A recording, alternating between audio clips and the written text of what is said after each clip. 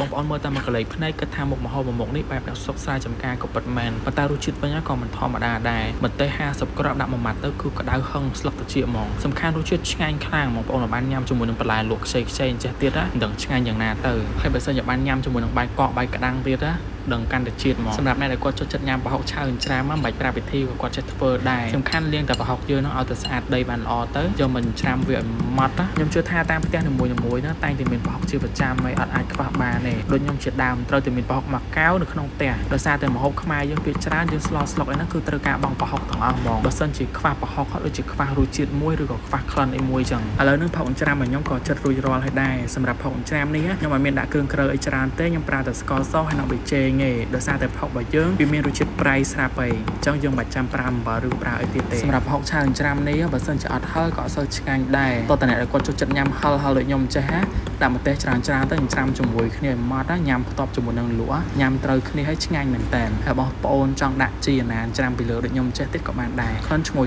ហើយរសជាតិឆ្ងាញ់ណា